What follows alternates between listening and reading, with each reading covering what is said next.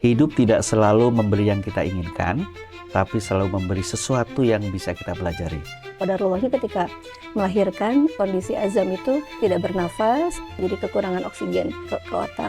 Tidak nafas, tidak nangis, gitu. Langsung masuk ke NICU. Gimana ya, jadi ketika awal lahir itu ya bingung, perasaan denial atau menolak sih, alhamdulillah kayaknya enggak nampak mungkin ya, enggak kelihatan. Yang menarik saat itu saya dapat hadiah buku tuh dari suami, jadi ketika habis melahirkan tuh dikasih hadiah buku. Bukunya judulnya Berpikir dan Berjiwa Besar.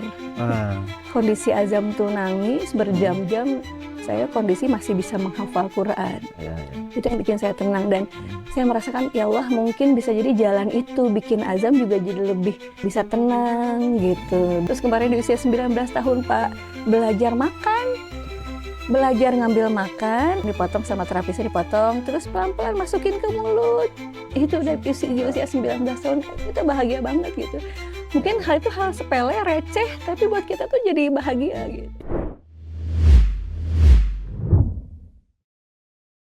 Assalamualaikum warahmatullahi wabarakatuh, sahabat lewat jam kerja. Hidup tidak selalu memberi yang kita inginkan, tapi selalu memberi sesuatu yang bisa kita pelajari. Dan tentu kita, sebagian besar kita sudah memiliki banyak pengalaman gitu ya, bahwa kehidupan yang kita jalani tidak 100% apa yang kita inginkan. Tapi di sisi lain itu akan membawa banyak hal yang bisa kita pelajari. Kita bisa menjadi kuat, kita bisa menjadi mandiri, dan kita banyak mensyukuri hal-hal yang sebelumnya mungkin tidak dalam jangkauan kita. Pagi hari ini lewat jam kerja mengundang Ibu Rika Yulianti, ini ibu yang tangguh luar biasa. Beliau akan berbagi dengan kita sesuatu mungkin yang beberapa orang tua mendapatkan amanah. Beliau mendapatkan amanah anak yang berkebutuhan khusus, spesial dan perlu penjagaan setiap saat mungkin ya Bu Rika ya. Oke, Assalamualaikum Bu Rika. Waalaikumsalam warahmatullahi wabarakatuh. Alhamdulillah sehat. Alhamdulillah sehat ya. Macet tadi nggak Bu pagi nih ke studio? Lancar ya? Alhamdulillah. Ya, Ibu kan ada 3 anak sekarang ya? Iya. 3 anak, dan yang kedua takdir Allah mendapat sebagai ujian mungkin ya, sebagai ujian bagi Ibu. Mungkin Ibu bisa ceritakan perjalanan selama ini ketika mendapat amanah itu di awal, di detik pertama sampai sekarang itu gimana Bu? Iya. Ya Alhamdulillah, saya memiliki anak istimewa ya, anak dengan berkebutuhan khusus cerebral palsy namanya. Sekarang usianya 20 tahun, beliau adalah anak kedua. Anak kedua dari 3 bersaudara, jadi beda kakak dengan kakaknya itu beda 3 tahun ya. Berarti kakaknya sekarang 23 tahun laki-laki. Kemudian namanya Azam ya, Abdullah Azam. Abdullah Azam. Abdullah Azam. Di tahun 2006 ya, tahun 2006 Azam lahir di rumah sakit dengan kondisi sebetulnya ketika lagi hamil normal, bagus kesemuanya, bahkan nggak ada keluhan. Gitu ya? Bahkan sebelum saya hamil kedua itu karena anak saya yang pertama itu sesar, jadi kita program konsul dokter gitu, seperti apa baiknya. Kemudian program selesai hamil dan lain-lain sampai ke pas mau melahirkan semuanya bagus, kondisi HPL-nya cukup, kemudian ketuban bagus, berat badan bayi bagus gitu. Qadarullahnya ketika melahirkan kondisi Azam itu disebutnya solusio plasenta atau si plasentanya terputus dari bayi, dari ibu gitu ya. Jadi ketika lahir itu kondisinya tidak bernafas, kemudian jadi hipoksia sebutnya, jadi kekurangan oksigen ke otak, tidak nafas, tidak nangis gitu. Langsung masuk ke NICU gitu ya. Dan di NICU itu kurang lebih di 30 hari kurang lebih di rumah sakitnya. Tapi waktu pertama ini ya lahir gitu dari pihak rumah sakit, masa Ibu sudah tahu ya, udah tahu kondisi anak seperti ini, akan seperti ini atau belum ada sama sekali? Nah saat itu ketika anaknya lahir, ketika saya melahirkan itu semua itu meninggalkan saya Pak. Maksudnya suami meninggalkan saya karena harus mencari, mungkin saat itu rumah sakit ada DP ya, masuk NICU gitu ya, cari DP gitu. Dokter pun lebih fokus ke anak, ke bayi gitu, karena memang kondisinya di segala macam lah dikasih tindakan supaya memang bernafas dan nangis. Dan akhirnya masuk ke NICU itu posisi saya saat itu karena memang baru melahirkan juga ya bingung ini anak saya kenapa gitu kok nggak rawat gabung sama ibu ternyata di NICU kondisi di NICU juga nggak tahu kenapa gitu ya pakai ventilator dan lain-lain itu masih kondisi sangat bingung lah seperti apa hanya memang dokter menyampaikan bahwa anak ibu hipoksia gitu. Nanti kalaupun sudah keluar dari rumah sakit perlu terapi. Nah, istilah kondisinya anak itu apa namanya belum diberitahu. Saya berpikir mungkin itu salah satu prosedur rumah sakit walau alam ya gitu ya. Tapi saya tetap cari tahu, cari second opinion, mencari dokter-dokter yang lebih ahli, mungkin lebih expert gitu. Ya qadarullahnya dapat tahu anak itu cerebral palsy di usia 3 bulan. 3 bulan ya. Berarti kan udah di rumah ya? Udah di rumah ya. Dari apa tampilan fisik bayinya? Dari memang lahir pun sudah ada perbedaan, Pak. Jadi misalnya anak langsung begini nih posisi tangan gitu tangannya, tangan. terus tidak terbuka si jarinya, nutup terus gitu. Gitu ya. Kemudian ketika dikasih ASI itu menolak, jadi lawan arah gitu. Terus dia tidak bisa menyedotkan, akhirnya pakai NGT ya, pakai selang ke hidung itu untuk makan minum, untuk minumnya saat itu. Terus nangis. Terus-terusan nangis gitu. Memang udah terlihatlah perbedaannya. Hanya kan kita sama-sama awam sekali ya. Ini namanya apa, harus seperti apa gitu. Terus disertai kejang. Jadi ada kejang-kejang gitu ya. Mata juga agak juling gitu. Dari kecil itu sudah terlihat. Kemudian kondisi tengkorak itu tidak mulus seperti bayi-bayi biasanya gitu. Ya kan ini 2006 lahir. 2006. Ibu belum sedewasa sekarang gitu. Dari sisi pengalaman, dari sisi usia. Apa ya namanya, shock sekali atau seperti apa Bu? Kan kadang-kadang keikhlasan itu tidak sekali langsung ikhlas di proses. Betul. Sampai sekarang juga mungkin ya tetap berproses bertanya-tanya gitu ya. Ikhlas yang betul-betul ikhlas. Gimana ya, jadi ketika awal lahir itu ya bingung, keluarga juga pasti banyak memberikan tuntutan ya kepada pihak rumah sakit dan lain-lain lah, apapun yang terjadi sempat. Hanya kan kami berpikir ya kita fokus sama bayinya aja gitu. Nah, bayinya perasaan denial atau menolak sih alhamdulillah kayaknya enggak nampak mungkin ya, enggak kelihatan. Dipendam aja ya berdua gitu ya. Yang menarik saat itu saya dapat hadiah buku tuh dari suami. Jadi ketika habis melahirkan tuh dikasih hadiah buku. Bukunya judulnya Berpikir dan Berjiwa Besar. Jadi beliau dapat dari gurunya ya. Jadi itu mungkin yang cukup langsung merasa kayaknya ada sesuatu gitu ya. nih gitu. Kayaknya ada sesuatu yang harus saya jadi berjiwa besar, saya berpikir besar, kayak ada sesuatu gitu. Kemudian posisi anak di NICU itu kalau bayi kan ini aktif ya. Ini kondisinya diem aja gitu ya. Kritis kan 2 minggu. Jadi kita memang betul-betul posisinya tuh kondisinya bingung. Ya. Lama-lama kalau menolak atau tidak menerima sih mungkin tidak secara verbal diucapkan ya. Belajar ngerti ini kenapa sih gitu ya. Seperti itu.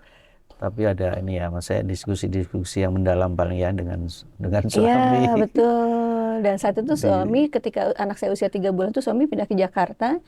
Beliau di salah satu kepala di salah satu bidang kesehatan lah. Gitu di sana ya, ada rumah bersalin seperti itulah jadi kepalanya, dan kita bertemu dengan perawat sama dokter. Nah, di situ kami banyak banget dapat masukan gitu. Bu, bawa ke sini.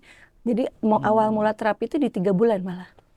Dari 3 bulan. 3 bulan. Berarti bagus lah ya di awal-awal. Iya, di awal-awal tuh langsung kelahiran. Alhamdulillahnya ketemu sama dokter-dokter di rumah sakit yang integrated ininya cara penanganannya. Jadi misalnya ada dokter syaraf anak, dokter paru, dokter tumbuh kembang itu kalau kita kontrol tuh berlima dokter itu tuh diskusi harus seperti apa gitu. Kan saya punya grup ini Bu, punya grup orang tua juga yang mempunyai anak berkebutuhan khusus nih. Kan ini pengetahuan seperti ini cukup bermanfaat ya.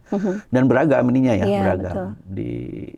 Di yayasan, di beberapa kegiatan juga bergabung di situ. Ini kan pengalaman Ibu bisa menjadi ya dicontoh gitu ya. Karena alhamdulillah sampai sekarang kan berarti sekarang udah usia 20 tahun bersama kan luar biasa nih Bu.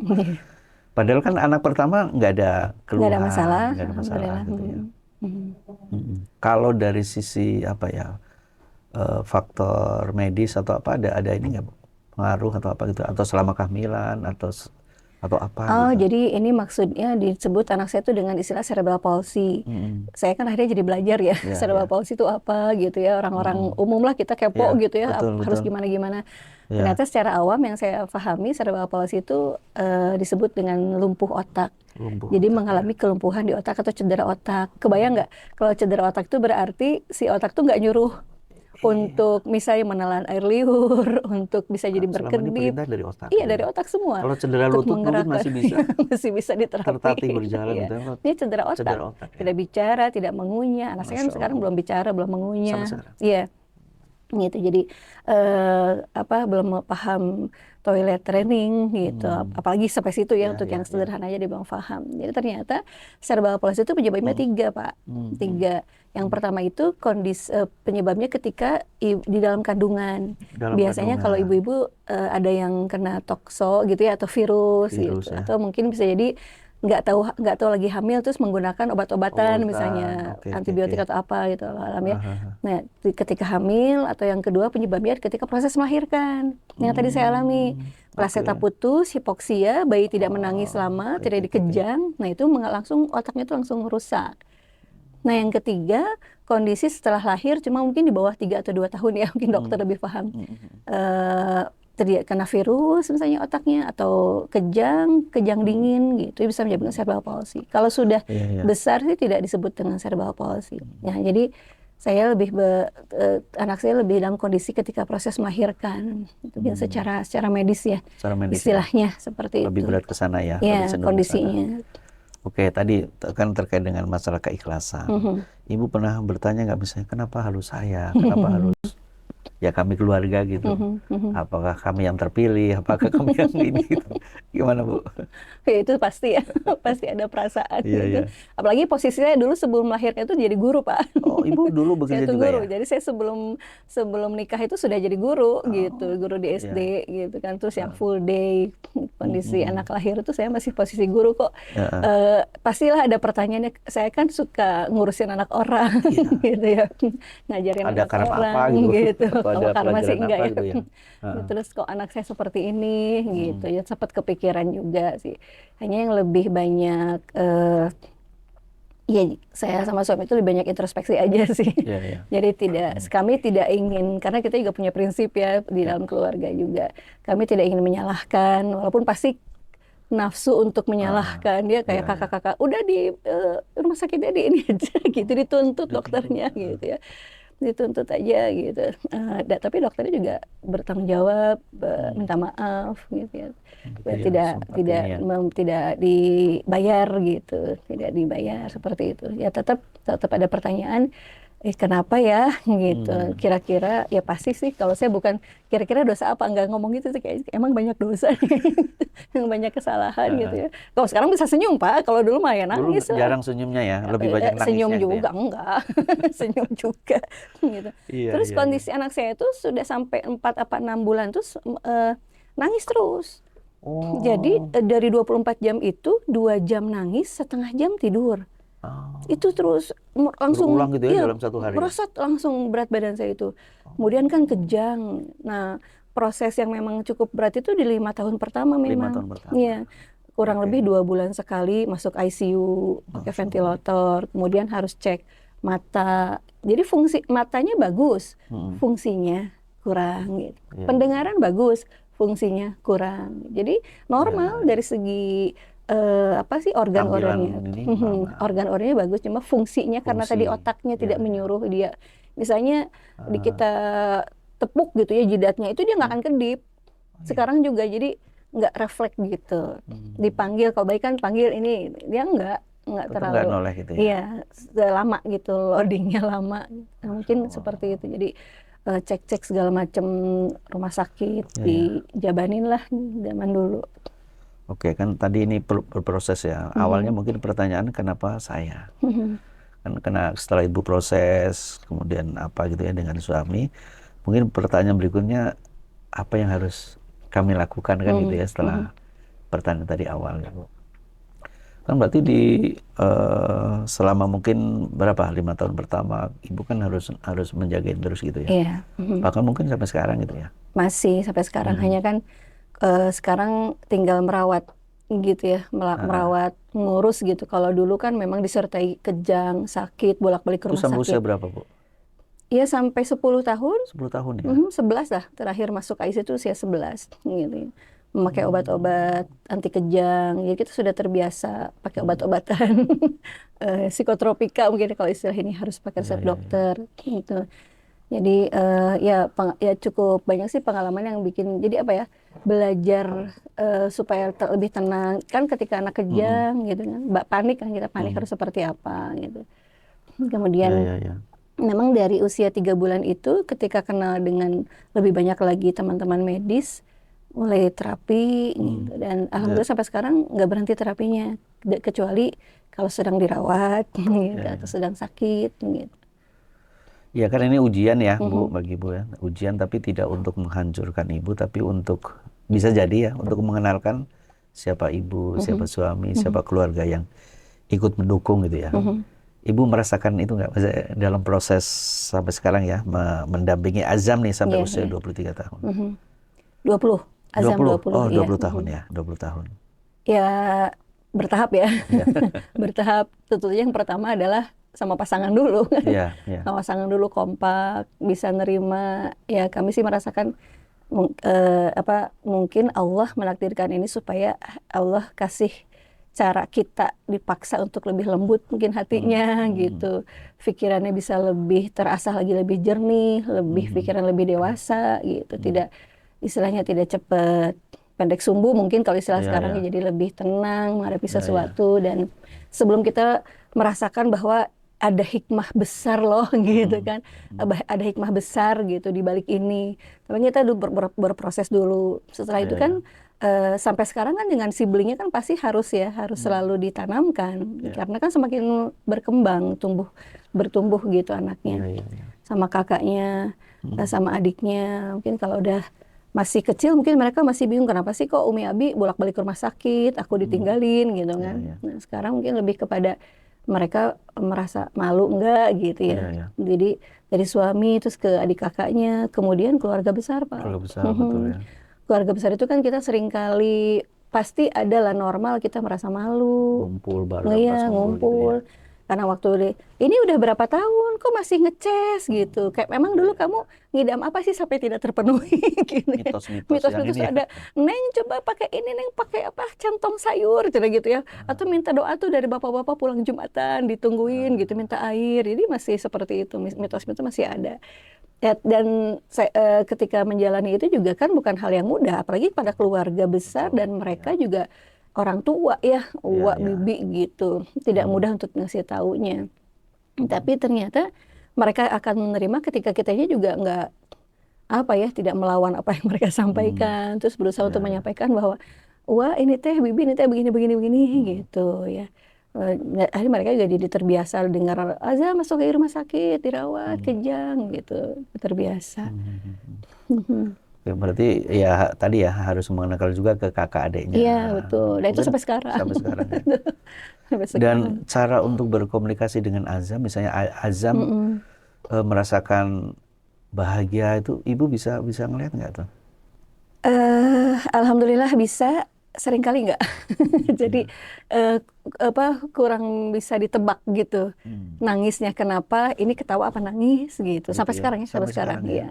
Kalau dulu kan jadi ternyata sekarang di usia 20 tuh saya melihat alhamdulillah ada perkembangan. Sudah mulai ada keinginan. Udah ada maunya. Kalau dulu masih sangat terbatas gitu. Sekarang udah bisa mengekspresikan marah. Apa contohnya gitu. Contohnya, Bu? Misalnya mau makan, mau misalnya gini, lagi kan suka ada pengajian anak-anak ya, lagi belajar ngaji, kayak kemarin hari Sabtu tuh, dia tiba-tiba marah, mukul-mukul lantai, gitu kan tenaganya besar. Kenapa? Oh langsung saya lihat, oh kamu belum dapat snack, teman-teman kamu udah, gitu. Udah bisa ngeliat ini ya? Iya, dia dikasih mau terus disuapin. Jadi memang kita harus bisa apa ya, Perasa juga kita ya harus gitu. lebih berhati-hati Kadang-kadang juga ya. saya juga sama terapisnya, ini kenapa sih Om? Nggak tahu ya, bingung, biarin lah. Kamu kalau nangis nangis aja, kalau sedih sedih, Tapi silakan disampaikan ke gitu. azamnya gitu ya. Ya, jadi saya dari kecil, dari bayi memang ngomong aja. Ya, ya. Ya, saya berpikir kan ini kan Allah ciptakan punya pendengaran ya. Dia Ya, pasti walaupun dia tidak memahami apa yang kita sampaikan, kita bicara aja gitu. Kita ngomong. Terus kan kondisi Azam itu dulu harus digendong Pak, kan nangis. Saya kan bingung harus diapain waktu bayi sampai usia 6 bulan itu gitu. Sedangkan saat itu saya juga punya cita-cita pengen menghafal Quran tuh nggak selesai, nggak berhenti gitu. Nah, terus tapi yang pengalaman yang paling yang saya rasakan paling menenangkan itu ketika kondisi Azam tuh nangis berjam-jam, saya kondisi masih bisa menghafal Quran. Ya. Itu yang bikin saya tenang dan saya merasakan ya Allah mungkin bisa jadi jalan itu bikin Azam juga jadi lebih bisa tenang gitu, bisa ya saya merasakan insya Allah pasti pertolongan Allah dari situ gitu. Walaupun mungkin menghafalnya mah belum selesai-selesai. Yang Tapi penting bersemangat. iya, karena waktu itu guru saya bilang, Ustadz nggak apa-apa, pokoknya lanjutkan. Jadi semangat gitu. Walaupun harus setoran sambil gendong, nangis, sambil berdiri gitu. Saya mendengar itu jadi bukan cuma keluarga, tapi orang lain sekitar juga sangat mendukung. Gitu, teman-teman, guru-guru gitu, nggak apa-apa sambil berdiri, ayo mau gimana. Kalau ke rumah sakit itu kan kebayang nggak Pak ya, panik ya? Panik udah itu zaman dulu kan nggak ada askes gitu. Biaya dan lain-lain itu sangat luar biasa gitu.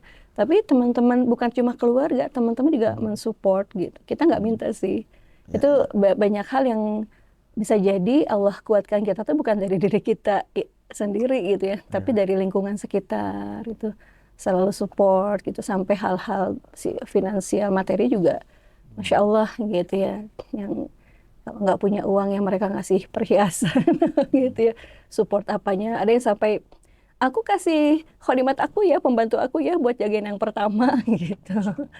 Jadi luar biasa lah, mungkin itu jadi supportnya yang bisa dirasakan dan ya pasti kan kesedihan, kesulitan tuh pasti ada ya. Hanya memang proses-prosesnya itu yang kita nikmati luar biasa. Dan mungkin Bapak juga bisa merasakan semakin besar kan tantangannya semakin besar juga.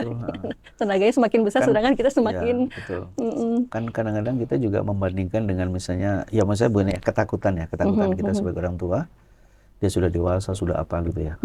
Berarti maksudnya komunikasi dengan Azam selama ini hanya, kan Azam berarti di kursi roda ya?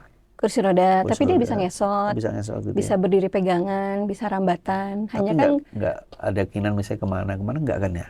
Ada ya, iya. di rumah gitu ya? Iya, terserah dia aja. Mungkin, tapi sekarang udah misalnya dia pengen keluar gitu, ke arah pintu keluar gitu. Hal apa yang membuat kemudian Ibu bahagia banget gitu masa ya perkembangan Azam itu gitu? Banyak Pak, banyak. Tapi mungkin bagi orang lain tuh ya, tapi kan saya juga hal-hal kecil bagi orang lain mungkin betul. ya? Punya komunitas, jadi kalau kumpul-kumpul tuh kita sepele banget ya. Contoh gini, Azam itu dari kecil itu kalau nangis, kalau ketawa, ketawa. Misalnya ada orang lain nangis, dia ketawa. Jadi memang nggak jelas gitu, nggak jelas. Yang kita kan nggak bisa menebak, nggak bisa menebak. Dokter, terapis juga ya memang begitu Bu, gitu. Apa autis, apa gimana, walau bisa. Nah, ketika usia 15 tahun kan saya juga terapi bicara ya.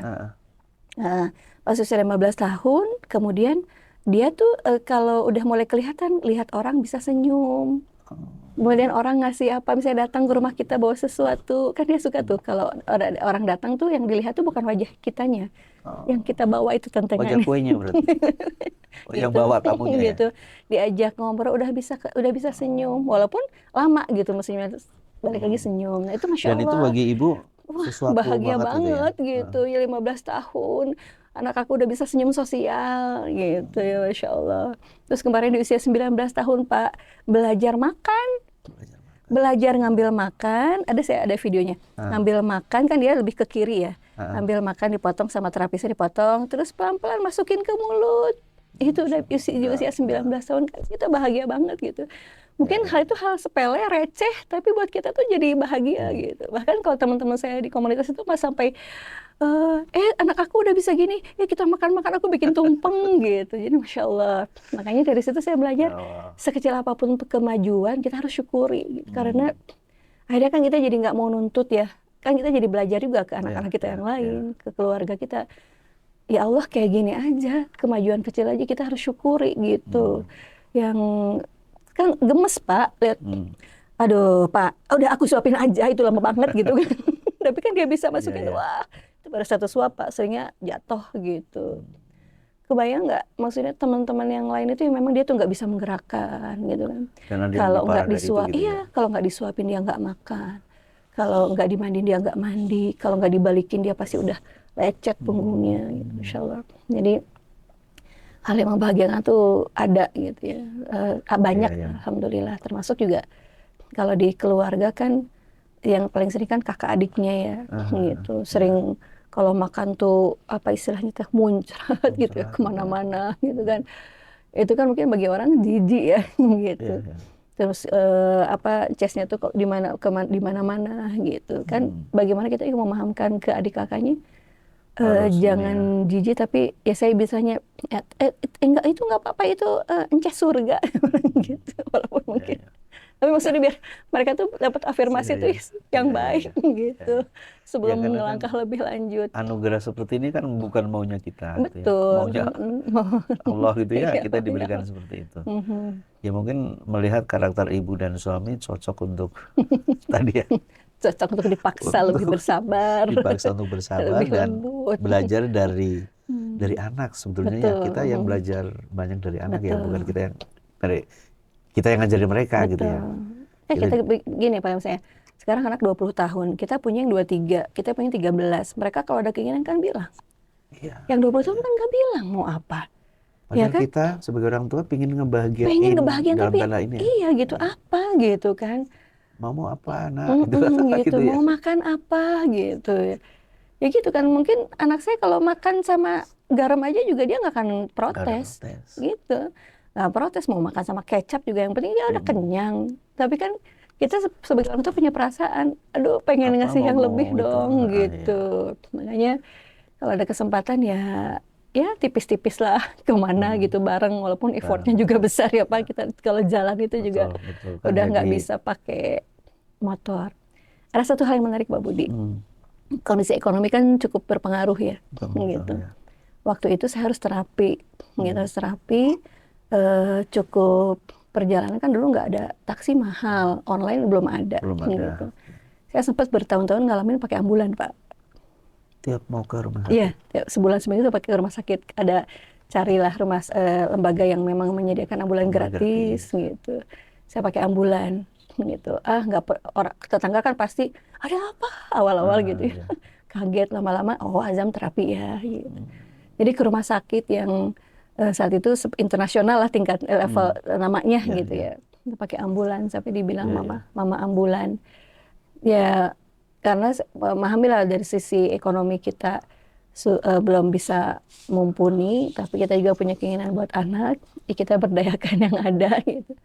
Sampai terapi harus akupunktur apa yang sejam perjalanan gitu saya tempuh.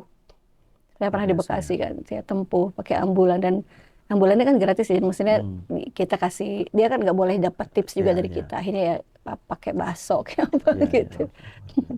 Jadi maksudnya 20 tahun itu perjalanannya sudah cukup banyak ya. Dan ya akan terus berlangsung gitu kan Ibu ya, akan terus berlangsung. Maksudnya dalam pikiran Ibu kan nggak kepikiran kapan ini berhenti kan, terus akan berproses gitu ya.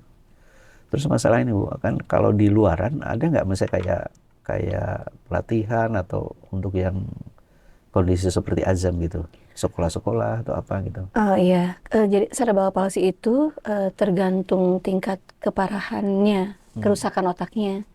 Jadi kalau di grade itu dia kalau secara WHO ada 5 grade ya. Dari level 1 sampai level 5. Level 1 itu paling bagus, mandiri, level 5 itu paling repot lah gitu ya. Azam level? 3-4 lah. 3-4 tapi ya tetap harus ada bantuan. Harus dibantu, jadi belum bisa mandiri. Nah, jadi cerebral palsy itu juga memang ada grade-nya. Gampangnya sih ada ringan, sedang, dan berat gitu.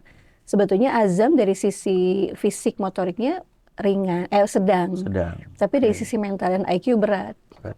Jadi udah kelihatan dokter tuh, kalau udah dok kira-kira anak saya berapa IQ, paling di bawah 30 gitu kan udah ketebak. Dari sisi wajah udah kelihatan, Pak, kalau dokter udah bisa ngeliat kelakuannya gitu, tingkah lakunya udah kelihatan. Gitu. Kalau sekolah banyak sebetulnya SLB, paling banyak itu. Ada juga cerebral palsy yang tingkatannya ringan tuh bisa masuk sekolah inklusi, ada.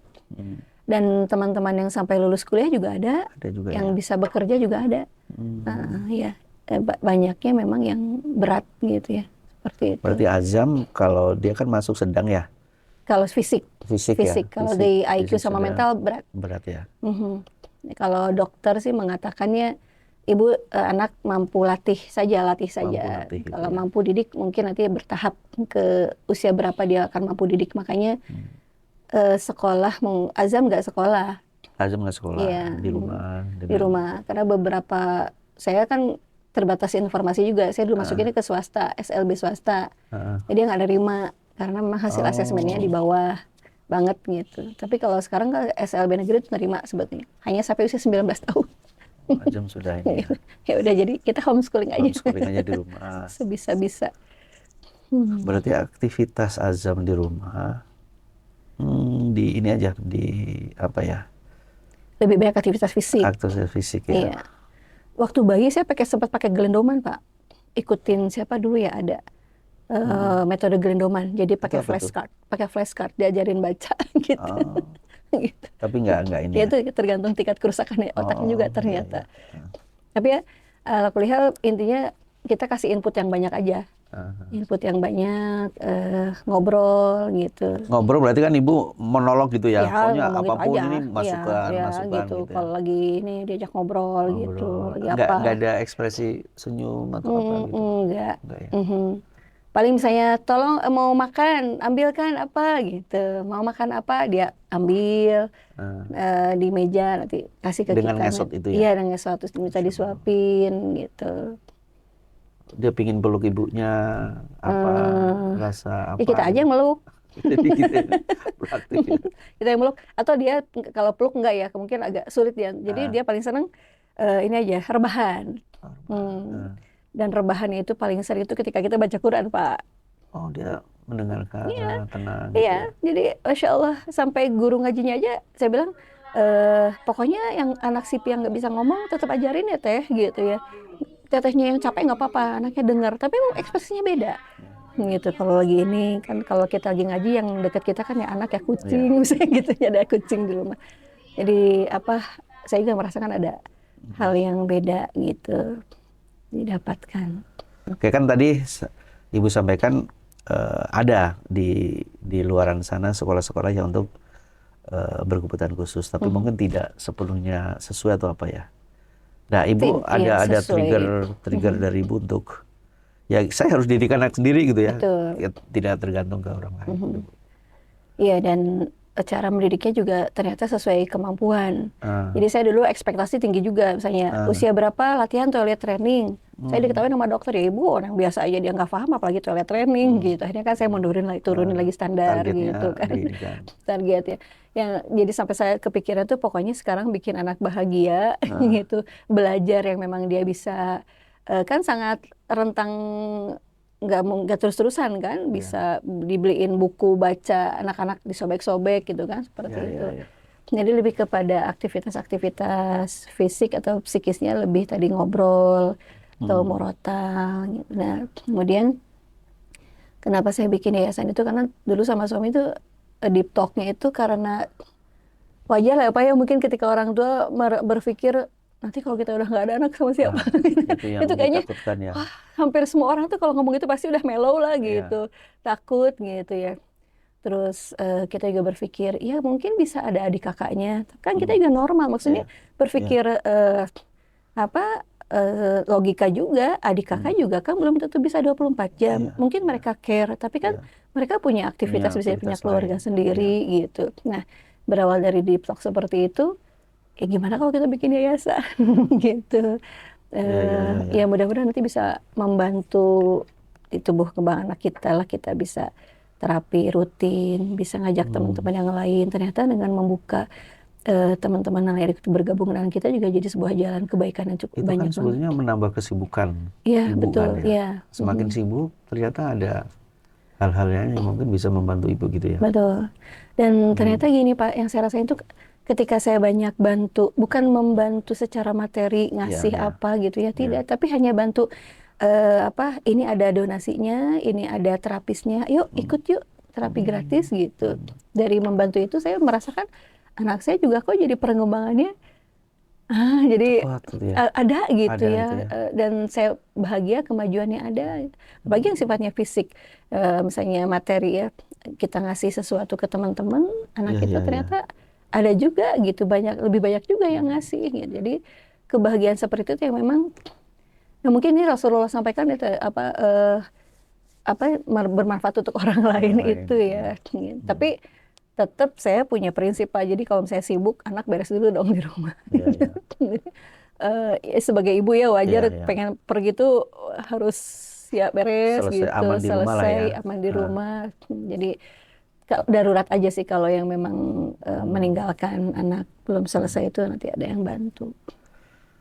Ya kan gini, kalau kita ngelihat ya perkembangan atau problem-problem orang-orang, katakan anak di usia 15 tahun, 20 tahun kan begitu banyak ya yang dikeluhkan oleh orang tua. Betul. Kalau kita melihat dari sisi itu, kadang-kadang ya bersyukur ya. Betul.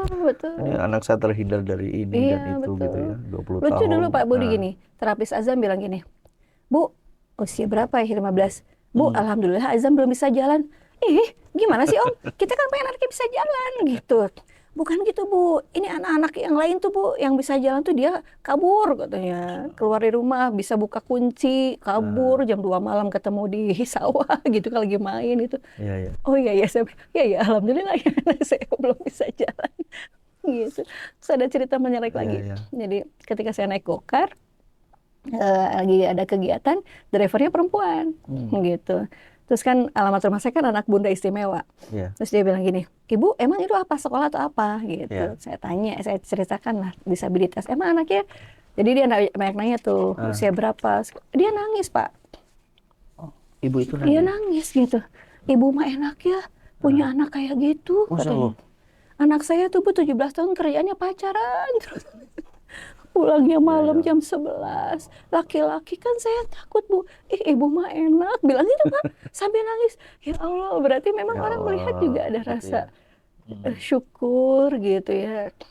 Itu yang kadang-kadang hikmahnya kan perlu dicari ya. Betul. Kadang-kadang ya itu tadi kita nggak menemukan tanpa misalnya ada amanah seperti ini gitu ya. Betul. Jadi Ibu sekarang udah lega gitu ya, tenang dengan kondisi yang ada. Ya, Atau ada berdamai lah ya. berdamai lah ya. Menerima, tetap harus belajar.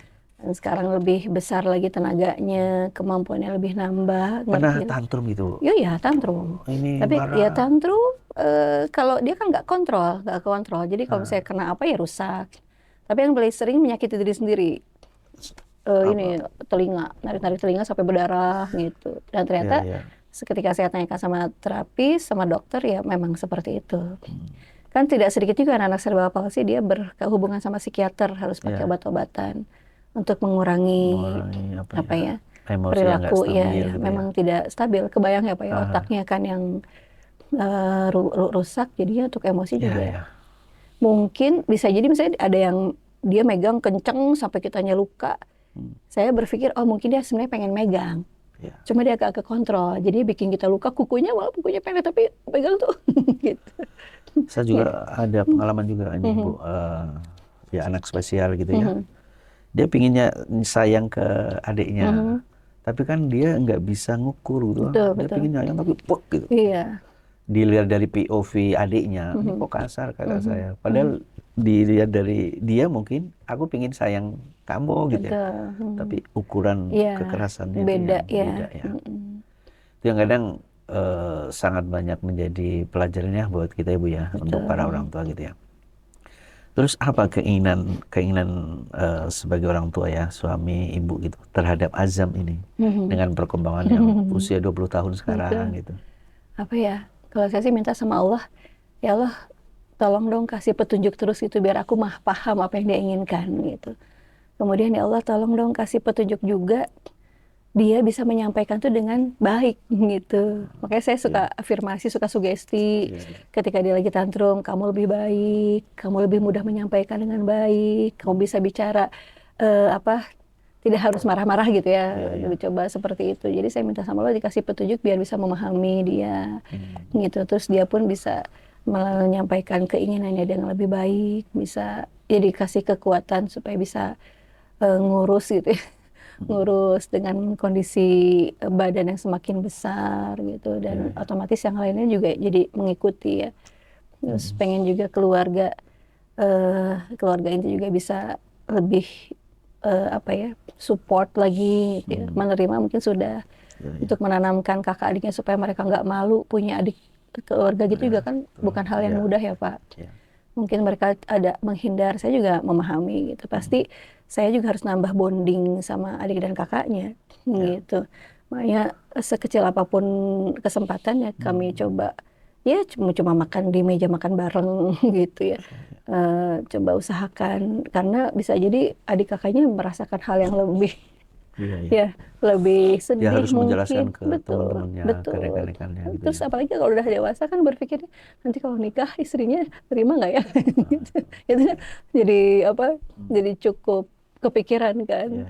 Tapi ketika saya ngobrol sama teman-teman yang lain yang di komunitas, udah aja nikah sama anak saya. jadi canda lagi. Jadi ada sedih, ada harapan yang gimana, ada lagi ketawa-ketawa. Makanya insya Allah udah aja pas kan kakaknya pasti nerima nih. Saya pernah bergabung dengan ibu-ibu lah, sebagian besar ibu-ibu. Mereka ketawa-ketawa. Padahal setelah saya nikah, mereka adalah ibu-ibu yang memiliki anak berkebutuhan khusus. Bisa jadi itu hiburan ya. Iya. Mereka berkumpul bareng gitu ya. Betul. Jadi kalau kita misalnya gini, saya sama sahabat saya nih, sama-sama kejang anaknya.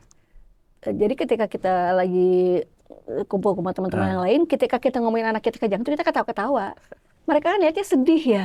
Kok kalian bisa sih ngomongin kejang-kejang kondisi kayak gitu dengan ketawa-ketawa? Santainya. Ya udah lewat. Yang kita ketawain bukan kejangnya, gitu kan? Tapi pas kita bawa anak kejang ke rumah sakit, nggak diterima di berbagai rumah sakit, terus ternyata bisa diterima rumah sakit ini. Yang kita kalian apa? Ternyata jilbab kita kebalik gitu. Ternyata sendal kita salah gitu. Kayak gitulah hal sepele yang mungkin ya. Memang indah pada waktunya gitu ya. Betul, indah pada waktunya. Walaupun misalnya di proses yang kita pas lagi di itu mungkin dengan banyak kekalutan ya, tapi setelah kita tinggalkan di belakang, jadi indah, bersyukur gitu ya. Memang tapi kalau dipikirin terus-terus, khawatir, pusing Pak, stres. Kan gini, kesuksesan anak kita dengan secara umum kan dia pintar di sekolahnya, dia berprestasi gitu. Tiba-tiba kita dihadapkan dengan anak yang seperti itu kan berarti harus merubah total cara berpikir kita, cara bersyukur kita gitu ya Bu ya. Tidak membandingkan juga tidak membandingkan, gitu ya. Dan memang setelah lebih besar itu tantangannya ketika banyak bawa keluar. Banyak bawa keluar gitu kan. Ya saya suka ajak adik kakaknya bawa keluar. Ya orang tuh kan ngelihat dari ujung kepala sampai ujung kaki gitu ya. Gimana kita bisa menetralisir perasaan kita dulu kan.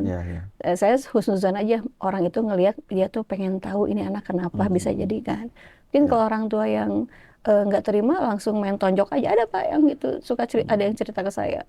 Tuh anak saya dilihatin dari ujung rambut sampai ujung kaki, saya tonjok aja ngeliatin. Karena Nah itu kan kadang ada perasaan di keluarga besar juga, apakah malu nggak punya saudara kayak gini gitu. Terus kalau yang menyedihkan tuh kalau ada ibu hamil tiba-tiba usap-usap gitu perutnya, wah minta dijauhkan dari gitu ya. Ya tetap nauzubillah mungkin maksudnya nauzubillah kan nggak mau gitu seperti itu. Nah kan banyak orang juga ngelihat ini anak surga. Nih, ibu mendengar ini kan apa ya, menenangkan gitu ya Bu ya. Insyaallah. Bisa menjadi ini lagi energi gitu ya. Saya sempat di azam usia 7 tahun itu nangis Pak. Karena kan 10 tahun. Jadi kan anak itu kan 7 tahun diajarkan sholat. 10 tahun kan kewajiban. Saya tahu azam itu memang tidak akil ya, mesti taklif gitu, tidak ada kewajiban dia buat sholat. Tapi kan sebagai muslim yang berusaha untuk mentaati Allah, tetap kepikiran nggak sih Pak? Iya betul. Gitu. Aduh, saya dosa nggak ya nggak ngajarin anak saya sholat gitu kan. Nah Nah itu saya kembali lagi ketemu pas di Quran, Pak. Pas di Quran surat apa ya? Al-Ahqaf kalau nggak salah ayat ke berapa gitu ya? Ke-17 mungkin kalau nggak salah. Jadi di situ Allah sampaikan tidak ada dosa, tidak ada salah bagi orang yang cacat, yang buta, yang seperti itu tidak ikut perang di jalan Allah. Saya sempat tanyakan nih sama Ustadz kandungannya seperti apa? Kenapa anak saya disebut anak surga? Apakah ayat ini termasuk gitu? Ustadz menyatakan, ya karena azam itu tidak taklif gitu ya, bukan mukal istilahnya kan kalau akil baliknya iya, tapi dia nggak akil, tidak bisa membedakan benar salah baik buruk gitu. Tetap kepikiran Pak, nangis 10 dalam 10 tahun tuh ngerasa ada dosa, tapi itu tadi dukungan teman-teman keluarga juga. Bahkan kata suami, kita tuh udah punya orang dalam gitu. Tinggal kita pantas enggak, betul, tinggal kita pantas enggak ada di dalam situ, berarti kita memantaskan diri. Mungkin buat azam otomatis, buat kita harus ya, ada itu, proses ini lagi. Ya kan kita suka memantaskan diri. Iya kan suka bangga gitu, lo punya orang dalam, punya kunci surga. Emang lo pantas gitu. Berarti kita harus memantaskan diri. Seperti apa sih memantaskannya? Itu kan juga perjuangan. Perjuangan gitu ya. Seringkali ya juga berpikir, ini kalau anak-anak kayak gini tuh apa yang dalam pikirannya ya, betul, gitu kan? Betul, perasaannya tuh apa gitu. Ya dia betul, gitu ya, apakah saya pernah menyakiti, ya dia nggak menyampaikan gitu kan. Insya Allah. Kalau kita lihat misalnya kayak burung, ini kan sebagai bukti zikir kepada Allah gitu ya, tanaman, tumbuhan gitu. Nah kalau azam gitu, apakah diamnya juga lagi berproses apa? Iya gitu, itu suka berpikir. Insya Allah. Tapi ya alhamdulillah ada aja yang bisa itu jadi insight gitu kan. Oh mungkin Allah ngasih itu biar kita tambah sabar gitu, tambah menghargai, nggak mudah menyalahkan.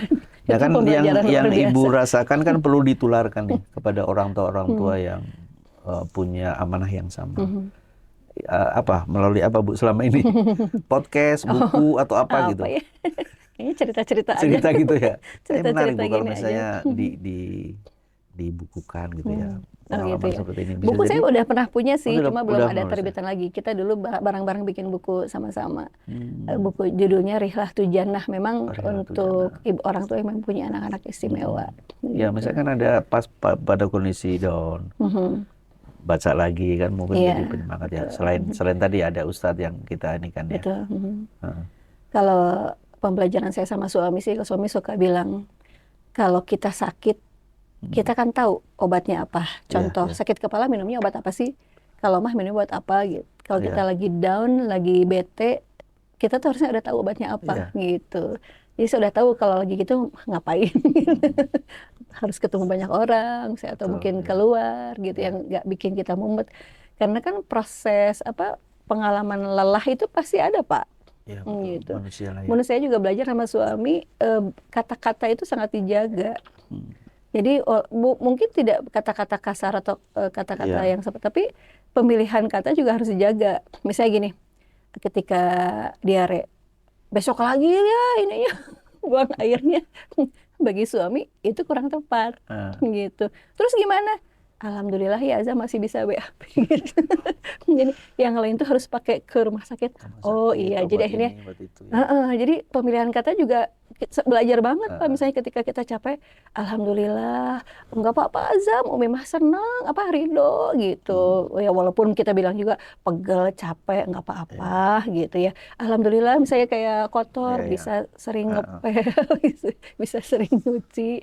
Jadi pemilihan kata tuh betul. Berarti banget. Itu belajarnya juga lama. Dan Azam nggak bisa merespon, membalas apa yang Ibu sampaikan sekarang. Iya. Belum ada kayak verbal gitu, nggak ada ya. Tapi dari sisi bahasa tubuh kita tahu Pak. Tahu ya. Anak-anak itu bisa merasakan. Nih kalau dia mau deket sama siapa, mau nyadar ke siapa, dia tahu siapa yang sayang sama dia, gitu. Kalau misalnya ada yang misalnya si ini mah nggak suka nyuapin, dia nggak akan deketin situ. Dia ada ini ya, jadi kayak yang ada kayaknya feel insting mungkin ya, feelingnya juga bisa merasakan gitu. Dia tiba-tiba nyandar, tiba-tiba pengen ngasih kaki, pengen dipijit. Kalau lagi ngumpul sama dokter gitu kan, nyandar kemana, gitu. Kayaknya dia tahu gitu. sekarang berarti masih rutin ya ke rumah sakit Kalau ke terapi? dokter enggak, Enggak ya. belum tidak serutin dulu ya, paling kontrol aja. Tapi terapi di yayasan yang ibu Iya, tadinya kan punya tadi ya. saya kan terapi tadinya Hmm. keluar, kemudian kan sudah besar, lumayan lah ongkos segala macam. Ternyata sama home care sama aja gitu harganya. Akhirnya home care, terus ngobrol sama terapis, kita buka yuk buat yang lain, ayo ayo ayo gitu.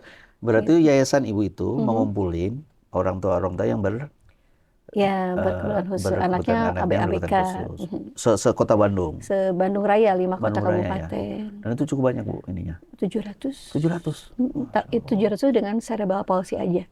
Cerebral palsy aja 700. Padahal Belum. banyak ragam yang lain ya. Iya, itu cerebral palsy aja saya juga ada kewalahan Pak programnya apa, karena tadi beda-beda banget ininya grade-nya gitu. Apa berarti ada ahli yang ibu undang Iya, untuk ngajarin, ada iya. terapi juga. Terapis gitu ya. rutin. Kalau dokter kita suka ada kegiatan bareng sama dokter. Biaya-biayanya dari bareng. Kebanyakan dari donatur. Oh, donatur ada Karena ya. kalau member anggota ya subhanallah ya, di sisi keuangan kan mereka juga Ada beragam ya. punya ini ya. beragam dan kebanyakan memang yang membutuhkan gitu. Dari sisi iya, cost lumayan Pak, kayak untuk diapers aja untuk cerebral palsy yang dewasa 1 juta sebulan tuh perlu gitu. Kebayang kalau dia gajinya 1,5 juta Iya, iya. gitu. Belum lagi kalau terapis 150.000 yang bukan di Iya, rumah di sakit ya. komunitas ya. Di rumah sakit kan juga dibatasi juga sekarang ya di usianya. Jadi ya itulah, banyak berdoa sama Allah, berharap ke Allah banyak orang baik yang bisa Ya, betul ya. ikut, Betul, karena nggak semua orang ngerti, dan ya, kalau betul. orang peduli kan orang tahu dulu ya, nggak banyak orang tahu juga gitu. Terus ini kalau program pemerintah ada ya dari Ada Pemkot suka dapat atau dari apa gitu? Dinsos, Dinsos kita gitu ya. sering kerja sama Dinsos. Nah, alhamdulillah beberapa program yang kita usulkan juga bisa terrealisasi sedikit-sedikit lah. Nah ini terakhir nih Bu, pesan buat orang tua yang memang diamini mempunyai anak disabilitas. Buat ibu gimana? Berdasarkan pengalaman selama ini. Dengan pengalaman ya. Pertama, kalau dari sisi pengalaman saya, utamakan lebih banyak syukurnya. Lebih banyak bersyukurnya, lebih banyak berterima kasih kepada Allah, walaupun mungkin itu kondisi kita dalam keadaan sulit. Ya, tapi ternyata dengan bersyukur itu Allah kasih tambahan hati tenang gitu. Otomatis hati tenang juga, sikap kita juga jadi lebih mendukung untuk lebih tenang gitu ya. Ya secara manusia pasti ada hal-hal yang memang bikin kita panik, emosional gitu. Cuma pertama tadi utamakan syukur dulu, terima kasih sama Allah, karena kita nggak tahu nih ada apa gitu di balik hikmah di balik Allah berikan kepada kita. Kan tidak ada yang buruk ya. Laqad khalaqnal insana fi ahsani taqwim gitu. Allah semua ciptakan itu sempurna gitu. Sempurna bagi Allah sama kita mungkin beda. Yang kedua ya kalau sabar itu beriringan ya. Syukur sama sabar gitu. Pasti. Nah, yang ketiganya hargailah sekecil apapun kemajuan dari diri kita, dari anak-anak kita, apakah anak istimewa maupun yang biasa gitu. Ya dari keluarga kita, menghargai sekecil apapun kemajuan. Setelah kita menghargai sekecil apapun kemajuan, insya Allah kita tidak akan memiliki sikap blaming, itu menyalahkan. Proses untuk bisa menyalahkan diri sendiri pasti ada, ya. Kejadian untuk bisa menyalahkan orang lain pasti ada. Tapi itu terus-terusan dilatih supaya kita tidak tetap menerima, menghargai gitu. Dan itu ya yang hal-hal yang sifatnya materi duniawi itu akan ngikutin gitu, insya Allah ya. Insya Allah gitu. Dan kebawa juga, jadi keluarga besar juga kebawa. Jadi kalau kitanya ibunya panik, keluarga anak panik, ibunya emosional, anak emosional, keluarga juga jadi emosional. Tapi kalau kita sebagai ibunya juga paniknya itu gimana sih caranya pas emosional tuh nggak ada yang ngeliat gitu ya. Kita bisa menenangkan diri dulu gitu. Apapun lah cara menenangkannya. Itu sih ini sampai sekarang masih belajar terus berproses. Bukan berarti sudah selesai. Sudah finish gitu ya, tapi enggak. terus ini ya. Ya karena ya posisi banyak seperti itu memang dipaksa untuk bisa menerima. Awalnya mungkin kenapa saya tadi ya, tapi berikutnya menerima gitu ya. Insya Allah. Nanti kalau misalnya ada rekan-rekan sahabat lewat jam kerja pingin lebih tahu detail terkait dengan aktivitas yayasan, tadi ada ininya Bu ya, IG-nya nanti Ada anak saya muda minta ya. istimewa. Anak Muda Anak Istimewa muda ya. istimewa atau IG saya Teh Rika. Oke, nanti insya Allah bisa DM-an lah ya. Iya, insya Allah. Ibu makasih banyak. Iya, sama-sama. Saya pikir ini sangat bermanfaat ya buat kita, buat orang tua, buat anak-anak yang mempunyai keluarga seperti itu. Mungkin anak tidak, keinginan kita memiliki anak yang sempurna, tapi kan Allah yang lain, tentukan yang lain. Yang penting kita mendampingi, mencintai mereka secara sempurna gitu ya Bu ya, insya Allah Bu. Ibu makasih banyak, semoga ini sama-sama. bermanfaat, insya Allah. Amin. Sekali-kali nanti saya datang ke sana, Oke. biar belajar banyak dengan azam. Baik, Biar Ibu Pak Rika Budi ya. juga bisa memberikan motivasi dan inspirasi juga buat saya. Buat saya juga, Iya, buat saya kita juga mah. dan keluarga. Baik, makasih ya Bu ya. Iya, sama-sama. Assalamualaikum warahmatullahi wabarakatuh. Waalaikumsalam warahmatullahi wabarakatuh.